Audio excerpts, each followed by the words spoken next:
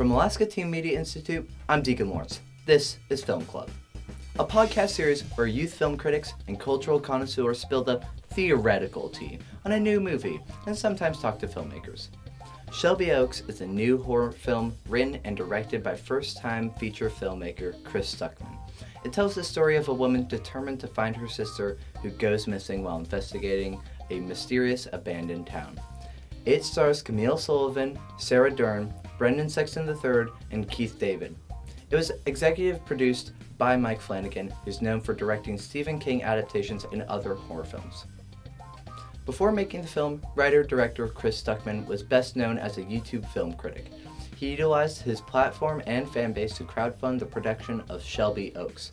It combines elements of early YouTube, found footage, true crime documentaries, and narrative filmmaking to tell its story. The film was produced by our guest Ashleigh Snead. She has been making independent films for over a decade and is the director of production for Paper Street Pictures, a production company based out of Austin, Texas. She lives here in Anchorage and was kind enough to stop by our studio to speak with @me producer Kat Whited about working on Shelby Oaks. In their conversation, Ashleigh talks about the movie's journey from a simple pitch to getting theatrical distribution, her love of independent horror films, and other projects she has in the works. Hi, I'm Kat Whited. Thank you so much for being here at Me. Did you want to introduce yourself? Yes, thanks so much for having me. I am Ashleigh Snead. I am a film producer living here in Anchorage. That's so exciting. Since we're talking about the horror movie that just came out in October, Shelby Oaks, how was your Halloween? My Halloween was super fun. I have 2 small children, so they love Halloween, and we got to go trick-or-treating around our neighborhood. That's so We nice. live in South Anchorage, and and then I think actually Arden, my daughter, her favorite part was once we got back, she gave out all her Halloween candy to the kids that were arriving, and she was so excited to hold the bucket and give it out. We did that for about an hour. Oh, that's so She went to bed sweet. late, but she was having so much fun. I couldn't pull her away from the door. Oh my gosh. So you've produced nearly 20 films across genres and festival circuits worldwide. What initially drew you to producing and specifically to the genre space? Yeah, I have been interested in film and theater my whole life. I started out as a not good actor when I was, 8 years old. I was always in kind of community theater, and then school theater, high school theater. But I was always kind of tree number 4 or, this background dancer. I wasn't even good at dancing or singing. I really couldn't do much, but I just loved what I loved about it was the experience of storytelling and teamwork and putting something together and starting with nothing. And then you work with all these weeks of rehearsals and late night things. And then you put on this show, and it was quite exciting. So I just loved it. I loved watching movies. I loved reading. I loved story. My dad is a huge reader. So I just kind of grew up in a house where we were always reading, so that was my intro into story. And then when I graduated from, high school, I was I think I want to work in, something in film, but I was from Pittsburgh. I didn't really know what that meant. So I was maybe I'll do the business side of film. And I went to college and actually tried to double major in film and business. And very quickly, one semester in, I was I'm definitely not a film director. This is not my path. I am not focused on these, the lighting and the technical stuff, this is too in the weeds for me, So I sort of pivoted into business and marketing, but kind of in a creative industry. And I went to New York City. I started working in fashion and entrepreneurship. And then I started making shorts and music videos, just being in New York, and really fell in love with the idea of, I'm not the actor, I'm not the writer, I'm not the director. But I think what I found myself being good at was producing, meaning putting together that whole team, finding a good project, giving all the creative people the tools that they needed to create their art. Right. And so then I sort of started, and because I was sort of in this entrepreneurial spirit, every time I made a movie, it was starting a new business, and I really loved that. I loved the challenge of we have nothing, dating back to the theater days. It's you have nothing and you work really hard with this group of people, and now you've created something, and it exists and it's in the world. And I love that. And I love repeating that time and time again. And so that's how I found myself producing, was just, shorts, music videos, moving into features, going to film festivals with the shorts, creating a network of different filmmakers, and then we all have sort of come up together, I guess, Yeah. like through our career. Like everyone started making features, and now we're all making features together, and now we're, it just gets a little bit bigger and bigger. And I just love meeting people and working with people that I meet. And I work with a lot of first time feature like writer directors. Right.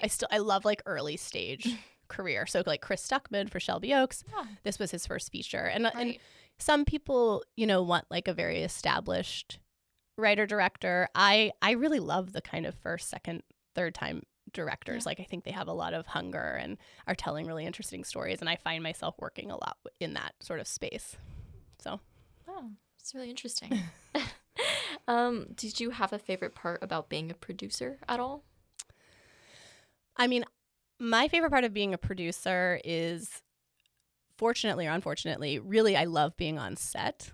Right. So that is unfortunate for my, I have a family and living in Alaska. Like it does mean I travel a lot. So I am always going to different states like Oklahoma, Louisiana, Toronto, Vancouver, like upstate New York, wherever the tax credit is. But I love sort of the on-set life. Like I love just being a part of seeing the film come together. So it's really the whole thing is really fun for me, and I enjoy every stage of it. I enjoy reading a script and talking, for the first time and envisioning it and saying, oh my gosh, this is a project that I want to be a part of, and talking to the director and just hearing their inspiration, and then watching that, going from that to like seeing it exist is such a fun process. But of all of it, I wouldn't be like satisfied never like not being on set. I think like I really do like going, watching the monitor, seeing it being created, understanding what everyone's doing every day to really like pull off this project. I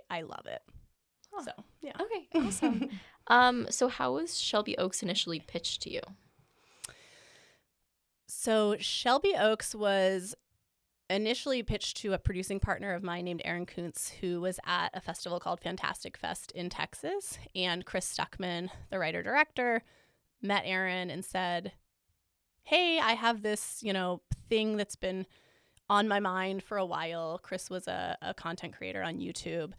And he said, I've always wanted to make a film. I have this idea. He pitched it to Aaron. Aaron called me and our other producing partner, Cameron, and said, hey, I just met this guy who seems, really enthusiastic about this project. I really like his pitch. So we all got on the phone together, and he had, sort of like an outline, maybe for a rough draft of a script. But we really workshopped it for a while, probably like a year. We kind of went back and forth on ideas and drafts and kind of getting it into shape. So that was like 2019 maybe that it was pitched. Okay. Wow. And then we had sort of a break in the industry, kind of shut down for a minute. Right. And then we shot it in 2022. Yes, 2022, April of 2022. Right. So it was like a long process of kind of from when it was pitched, when Chris had the idea, to like actually starting to shoot it and we had the pandemic in the middle of that. So that's not time that really counts. But yeah, it took a minute to kind of like get it into a good spot and figure out what the story was, and also just how we were going to make it and where and how. I mean, he always wanted to make it in Ohio, in Cleveland, which is where he's from. And so we just had to get all the pieces in place to do that. Oh, wow. Yeah. So were you familiar with Chris Stuckmann as a YouTube film critic before? I was. I didn't watch all of his videos religiously, but I knew who he was. I mean, he's one of the, at the time, like he was one of the larger YouTube film, film personalities that was out there. So he had quite a big following, and he'd been very vocal about wanting to make a project. And so I think part of, why we were excited about it is we really felt like he would have kind of a community that was supporting him, and really wanted to see him succeed. And so it's always exciting to be a part of, someone's story like that. Absolutely. That's really got a lot of like goodwill that's rooting for him. Right. Yeah. Oh. And what did your work on Shelby Oaks look like exactly? I mean, I was there we were there for the whole shoot. Shelby was kind of a Shelby has been a long road. Yeah. originally there was a version that we were putting together where we were raising just kind of like in a standard way, like private equity from different investors. So that was sort of our first way that we were going to put the movie together. And as we were going through that process, it occurred to someone, I'm not sure, someone on the team, we sort of all said, what if we did a Kickstarter, because Chris had a big following, and it's not really a model that you can easily replicate. I think a lot of people, Kickstarter and Indiegogo are great for small short films and things like that. I've done one for a short film back in, when I started making shorts. It's a great way to launch a small project, but generally it's very hard to raise a lot of substantial money on those platforms unless you have what Chris had, which was a built-in following. Right. And so we kind of toyed with that idea and decided that it was actually a really good thing. And we didn't expect it to be as huge as it ended up being, but we thought, we could raise a little bit of money on there. And not just the money, because we actually had some investors that were interested. It was also a marketing thing. That's kind of how we saw it at first, which was not only will we get some money, but it will actually prove that there's an audience that wants to see Chris's movie in a real way that you can show, and you can say this many people, supported him. So when we go out to distributors or wherever, we could say this many people, were interested in seeing his movie. But it really took off in a way that we weren't anticipating. I think our original goal was $250,000, and we surpassed that very quickly. Yeah, it was almost $650,000. It ended at 1.3. Oh, it did. It crossed the 1 million mark. Yeah, that's absolutely amazing. And it became the most funded horror film on Kickstarter. Yes, it was. I don't know if it still holds that title, but at the time it was the most funded horror film on Kickstarter. Oh, that's really impressive. So it was definitely way bigger than we thought, which was exciting because what it showed us was not only did it give Chris more money to make his movie, but it really showed okay, these are fans that are willing to put money where in their interest and show distributors, and then we came to Neon as our distributor. I think part of that is you could actually see people are willing to pay to see a Chris Stuckmann movie, or willing to even they're willing to donate to his movie, let alone go see it. So I think that was a really good sort of marketing and temperature check on the market for us as producers to see okay, there's a real interest in what he's doing. What kind of production hurdles did you guys run into with a small budget originally? We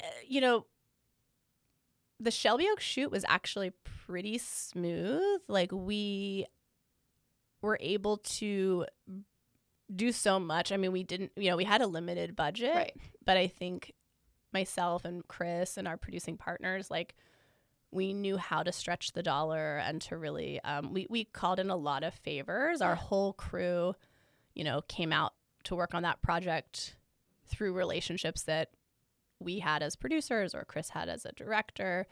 And we called in just a lot of goodwill and favors and got people to work. So we really were able to stretch the budget into a much bigger, the movie looks really good. We had a lot of, I was on set primarily kind of as a producer. I was also the line producer, really controlling the budget and where we were spending things, as well as my production manager, Max. And so I was really able to put the dollars into things that mattered. So lighting, and we had a great camera package, but we were able to get those all at a discounted rate from their market value. But I think, the challenges, just as always, you don't, you can always do more with more money. Right. But we were really able to stretch what we had in a really cool way. Okay, awesome.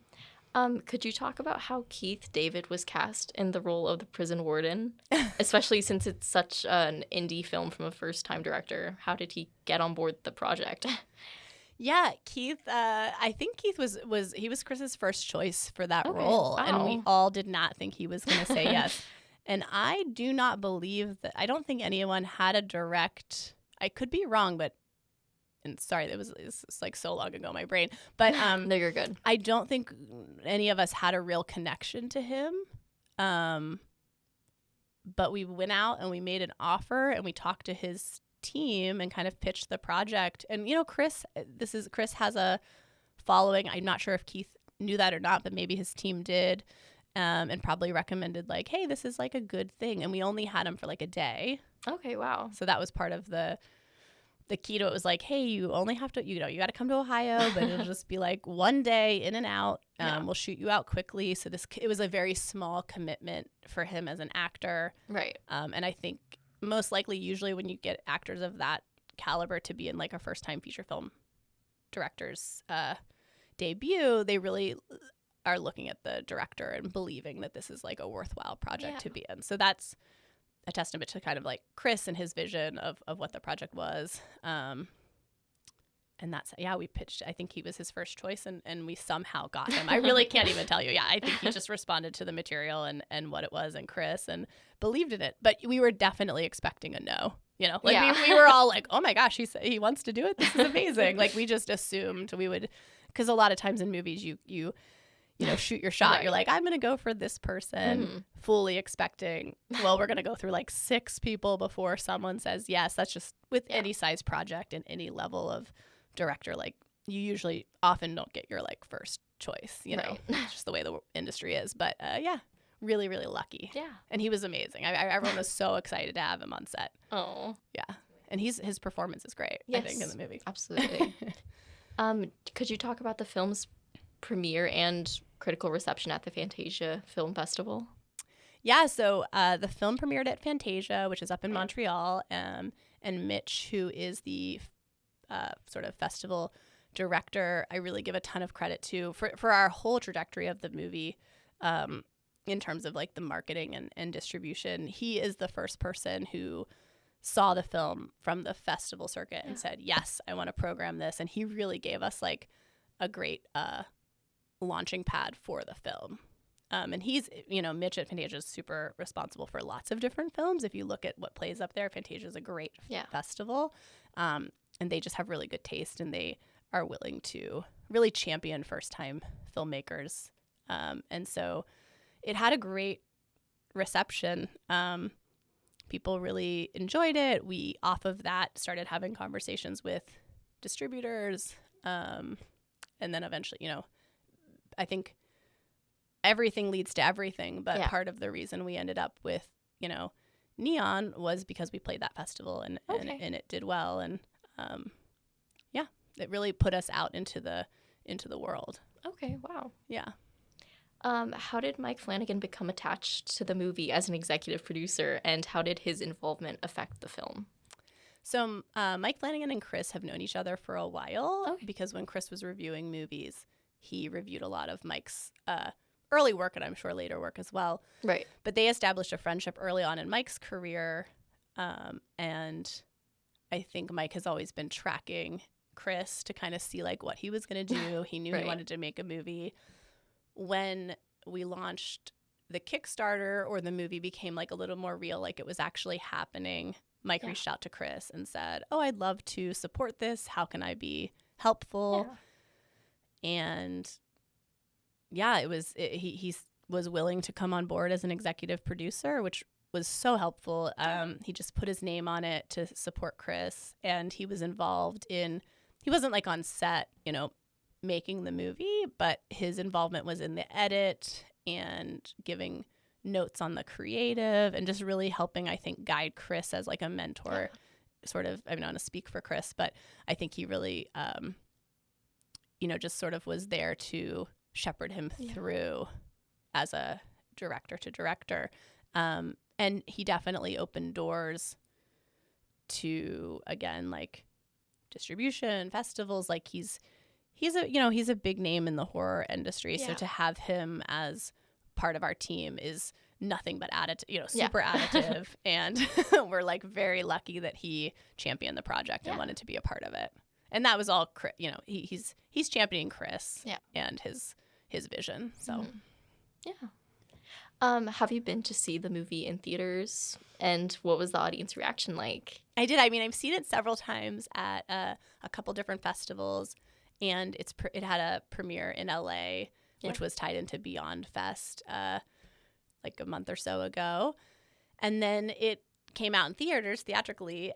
So I've seen it a few times in theaters with an audience like in the festival, and then it came out theatrically sort of in 2,000 screens across the US. So I was able to organize a group of friends up here in Anchorage. There was like 20 of us, and we went to see it, and it was super, super fun.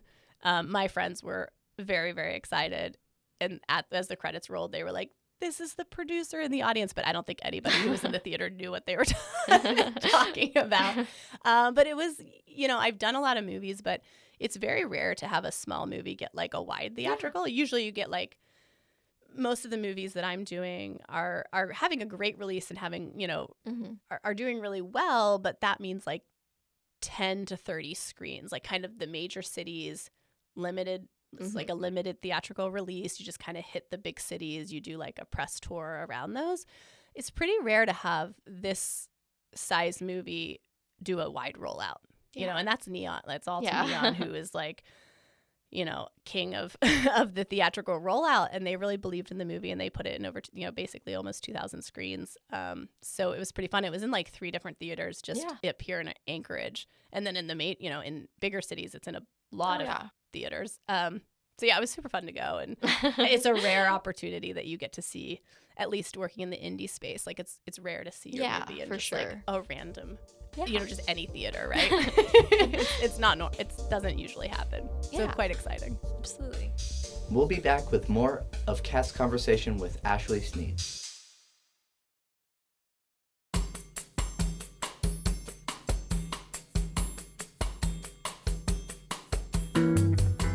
Alaska Teen Media Institute prides itself on elevating youth voices. Alongside podcasting, we produce videos and PSAs for local organizations, offer media training skills, and provide a safe space in our studio where all youth are welcomed.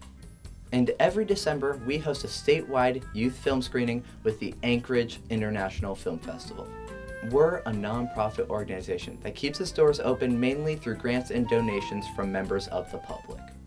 If you enjoy the work that we do and want to help us support young journalists, filmmakers, podcasters, animators, and editors, you can donate to our organization by going to alaskateenmedia.org/donate.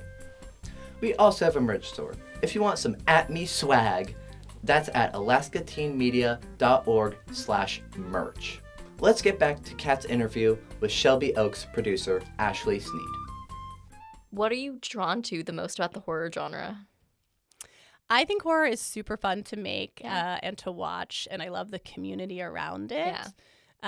Being on set I've done a lot of genre, like horror, sci-fi. I've done some dramas as well, and I love all of it. I always love being on set, but there's something about, it's very dynamic. Yes. So you're, from a on-set perspective, you're like, what are we doing today? Oh, there's stunts, there's wolves, there's fire, people's heads are falling off, this person's getting stabbed, this person's like flipping a car, like whatever. I've sort of done so much, you have like smoke machines and blood and just so many different elements. When you're making a drama, you're like, oh, it's a beautiful story, but we're just like sitting in a room every day and nothing's changing, just having beautiful dialogue with like amazing actors. So that's great. But when you're on set for a horror or a genre, it's just like every day is so different and so like exciting from a production standpoint. And then I just think I think they're really, I think horror and genre movies are just super fun to watch, like from an audience perspective. I love the community around them. The filmmakers, as well as the people who love those kind of movies, are just like the nicest fans. And I think it's really fun to be kind of in that world. And that's why I continue, like, even though I dabble in other types of movies, and of course I like, I just love good movies, but I will always gravitate towards these kind of like genre leaning projects, horror, sci-fi, whatever that thriller, whatever that means. I love those elements, to watch them and be a part of. Okay, awesome. Do you have a favorite film you've worked on so far, or do you just love everything? Oh, it's so hard to pick your favorite. I don't know if I have a favorite. I don't know if I have a favorite film that I've worked on. I have a lot of different experiences that I value for different reasons. I would say like something that will always be really special to me was I did a film, probably my first feature that I was a producer on was called The Ranger, and it was in 18, and a director named Jen Wexler, which I produced with Heather Buckley and Andrew Vandenhouten. And it was because it was my first feature that will always have like a very special place in my heart. It was a very tiny movie. We went upstate New York with like 25 people and lived in a hotel, and we all were together every day, like in the woods. There was just like 5 characters in the movie, and we would like march off to set every day and come back into our little hotel world. And it was just such a little bubble. And then out of that, we made a movie. And so that will always be my, like, probably be a really special thing. And I've repeated that. Every movie is really special, but because it was one of my, my first one, that would be like, just I'll forever remember that experience, Yeah. And you have an MBA in film producing and entrepreneurship from NYU. How has your business background influenced the way you approach creative production? Yeah, I think coming from, I come from a business background. I've run businesses before. I've done PR and marketing. I've run my own, started and ran my own business for a long time. And I think it's definitely beneficial to have that background because ultimately film is the merger of like art and commerce, So for me, knowing how to, we're all making art, but we also are taking people's money and we need to make it back, Yes. So whether you're taking like a studio money or people's money, like the money's coming from somewhere, and wherever it's coming from, it has to, ideally be returned with a profit. So I think having that business background is definitely beneficial because from my job is to make good art that also can hopefully sell and make some money, and so just understanding how to do deals and contracts and really budget and knowing where to spend and how to like run a set, and then how to talk to distributors or talk to salespeople, and all of that is like deal making and business, So I think it's super beneficial to have like for a producer to have at least the type of producer that I am, to have a business background. There's also creative producers which I am a creative producer also, but some people might be more just leaning into like the development and really the creation of the script and things like that. And that's a type of producer, but I'm doing that and also really managing like the business side. So for what I do, it's pretty important to understand business. Okay, awesome. Paper Street Pictures has built a strong reputation in indie genre filmmaking. What do you think sets your company apart in today's film landscape?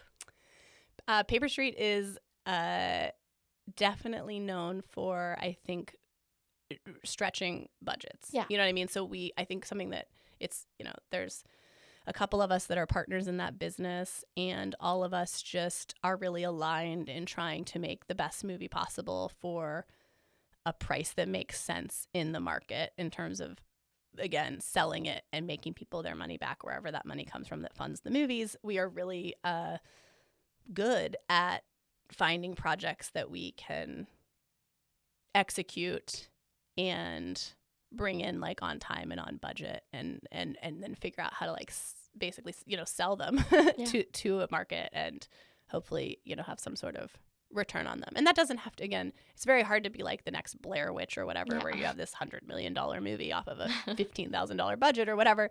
That's a unicorn. But I think it's about consistently trying to position the films that you make in a way that it's not going to just like lose all their money, which it's high risk. I mean, film is like a high risk industry to be in, but I think Paper Street, my partners and I there have really are fairly, we're so intent on trying to pick projects that we think we can do well with, that we really like. I mean, it's also about, we like them. We think there's a place for them in the market, and we can make them for like a budget that is going to be reasonable to try to recoup. Yeah. So I think that's kind of what we're known for, but always in the horror space. Paper Street's always making genre films. So, Okay. yeah. Awesome. As a producer, how do you balance creative instincts with financial realities on independent productions? I mean, that's balancing the creative and the financials is really my job, as the producer. And I think it's tricky. Like, I think that really comes with experience of knowing how to look at a budget or look at a film and understand like where, if you have to bring it, what number this movie should be made for, and understanding if you cut in the wrong, like you could say, I'm going to make this movie for $1 million, but you need to make sure you're not making a movie that actually needs $5 million, and then you're like stuffing it into a $1 million budget, because that won't work. So you have to really understand, like, creatively, in order to achieve this vision, this movie is probably going to need sort of this amount of money, just because maybe it's talent, maybe it's special effects, maybe it's location, like whatever it is that's sort of driving the cost of that movie. You have to balance, like, creatively they want this, financially we can afford this, does that make sense? And if we need to make cuts, like, where are we cutting? And making sure that the cuts don't affect the creative too much in like a negative way. Right. Because if they affect the creative too much in a negative way, you should be making that movie either for more money. You shouldn't be making that movie for too little money. Yeah. You know what I mean? Like, yeah. And something like I did a film called The Artifice Girl a couple years ago with a few producing partners, and we were nominated for a Spirit Award for the Cassavetes Award, which is like the best movie under $1 million. And that was made for a a very small amount of money, but that's all that the movie needed, And so I think the reason that movie did well, even on a small budget, is because it didn't need more to make that version of the movie. And I was doing a panel at South by for that movie, and someone said, hey, if you would have had more money for that movie, what would you have done differently? And my answer was, it would have been a different movie. Yeah. And it might not have, like, that movie didn't suffer from not having enough money, because it had exactly the amount of money that it needed to fulfill the creative that Franklin, the director, wanted. And if we would have had $5 million to do that movie, it was a very self-contained one location. Maybe he would have been like, oh, we're going to leave the location. It was a AI future story. Like, maybe we're going to see all these robots everywhere. Maybe we're going to see like a whole world, and it would change what the movie was. Right. Like, maybe it wouldn't be as effective, because maybe what's effective about that movie is it's this little self-contained thing. So I think it's like knowing budgetarily what movies need and trying not to take away from the creative just because of budget. Last year we had you on the podcast talking about your work with the Alaska Filming Initiative. Do you have any updates on the efforts to get a film tax incentive back to Alaska? Yes, so we made great strides last year. Stephen and Ida and I went down to Juneau maybe in February last year. And we met with we've met with everyone, a lot of the representatives and senators. And we have a bunch of people that are really championing what we're trying to do. And we're going to be back there in January, early February, to push a bill through. I think that there'll be most likely a bill hitting the floor this session, in the next couple months, and everyone will have the opportunity to vote for it. And at that point, we'll be calling in anybody who's supportive of this, initiative to like call the representatives, email them, just like, we will need the support from the community to kind of push it through. But we have found, we've been down there the last 2 years. This will be our third year going down. And in that time, we've really built up sort of awareness and support for what we're doing. And everything in Alaska, of course, it's like a challenging place for many reasons. There's many issues happening in the state. But I think most people we talk to really do agree that there is a need for a diversified economy. Absolutely. And that is something that having like a film initiative would really help with. And again, I always say we're not going to be the next Atlanta. We're not going to have this like massive film hub up here, because most projects are not right to shoot in Alaska. Yeah. But I think it's really about if there are projects that want to shoot in a place that looks like ours, can we at least try to attract them instead of going to Iceland or Canada, because that's where they're going right now? Let's try to have a reason that they can at least consider coming up here and kind of like build up a little bit of an industry so that people have the job opportunities and don't have to leave. And maybe people that want to work in film, which doesn't necessarily mean being a writer or a director or a cinematographer. It's really about like a crew position, like being an electrician, a carpenter, all these different skills. They can find work, in that industry. So let's hope, fingers crossed. I think early next year, we should have like a lot more to talk about. Okay. And hopefully we're pushing something through by May. I mean, we'll see. It's a challenging place, but awesome. we're working as hard as we can and meeting as many people as we can. Okay, perfect. Can you talk about any other upcoming projects you've been working on lately? Yeah, so I actually, in part of me championing, like bringing film up to Alaska, I was like, well, I better, do one up here to show that I mean what I say. And so in April, May, we shot a movie here that a director named Joe Swanberg wrote and directed. It starred Dakota Fanning, Jake Johnson, Corey Michael Smith, Debbie Ryan, Anna Conkle. We brought them all up here and did a whole Alaska story. Wow. It's called the Untitled Alaska Project right now. It's in post and it'll be released next year. And it really features a ton of different Alaska. When you watch it, you'll see like every bar and restaurant in Anchorage. And you'll see a bunch of wilderness. You'll see airplanes, like seaplanes landing and hiking happening. And we went down to Whittier. There's some boat stuff. Like you watch it and you're like, oh, this is, we shot it. I don't even know, like 25 different locations in Anchorage. Yeah, we went everywhere. So we had great support, like Kaladi Brothers, 49th State, like all the local, restaurants and bars and everybody that we asked, to help us make this movie. They all were super excited and helped us. So I think it's a real love letter to Alaska, and I'm really proud to have brought up just kind of that whole team and really shown everyone what's possible up here. And I hope, and we hired we did bring in some crew from Chicago and New York and places, but we also hired some local people. And so it was really, it was a super fun project to make up here. Yeah. So great. Lastly, did you have any advice you wanted to give for young aspiring filmmakers and producers? I think the best advice for anybody who's trying to make films is to just start, is like to make them, like get out there and start. We're sort of living in a time which is, we're very lucky. We have all this technology, and it does mean obviously there's a lot of competition, a lot of noise in the market, but you can make things now, like in a way that you couldn't probably even 10 years ago, right? So you should just start making things, make it with your friends, like use what you have. I think that's another, like some of the very cool early work from these big directors that we respect.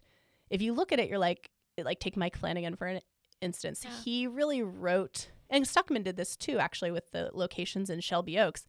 They wrote locations that they knew they had access to and kind of came up with stories that would fit that. So Chris in Shelby Oaks, there's like a whole amusement park, like an abandoned amusement park that's a big set for us. And that is in that story because he knew he had access to it and had seen it, and kind of like part of when he was writing the story, it was like, oh, I know I can shoot there. And we shot at the Shawshank Redemption prison, which he had a relationship with. So he was like, I know I can go there. So he kind of wrote locations and part of the story around things that he knew he had access to. And I know Flanagan also did that a lot in his early career, which was like, where do, if you're, you have a farmhouse or something, like write a story about that. So I think that's, use what you have, whatever that is. Like you have a cool basement, write a story that takes place in this cool basement, like whatever you have, like write around that, because you kind of get like production value from those things. And then just go out and make it, like start making stuff and start meeting people that are also making things and work together and like find a little community, and go to film festivals if you can, like there's the Anchorage Film Festival. Film festivals are a great place to meet other people and to go to panels and like listen to what people are talking about. That's what I did a ton, actually, is I went to so many panels when I was first learning to or wanting to produce. I would just like go to Sundance and like listen. I take notes in this little moleskin of like everything everyone ever said, and I just like write it all down. And I think like, yeah, panels, film festivals, meeting people, just start creating, put it out there, and then write stories that you can tell about places that or people that you have access to. Okay. Wow, thank you so much. Thanks for having me. Yeah, absolutely. Well, yeah, we're so lucky to have you on here, and we really appreciate it. Yeah, totally. So thank you so much for coming on to At Me. Thank you. You've been listening to Film Club, a production of Alaska Teen Media Institute. Our theme was composed by Kendrick Whiteman with additional music from Devin Schreckengost. Video and audio production by Kendrick Whiteman, Logan Earhart, and Nathan Pubiego. This episode was edited by Kaylee Latoka and Vermillion Reed. Alaska Teen Media Institute is based in Anchorage, Alaska. We would like to acknowledge the Dena'ina people whose lands we reside on. Thanks to our listeners who contribute to our program and help us leverage additional funds and grants. If you'd like to support youth voices in Alaska and help keep our podcast going, you can go to alaskateenmedia.org/donate. You can also help out by subscribing to, rating, or writing a review of our podcast on Apple Podcasts. Every little bit helps our stories get out there. We're on Facebook and Instagram at Alaska Teen Media. Follow us for all sorts of news. For Alaska Teen Media Institute, I'm Deacon Lawrence. Thanks for listening.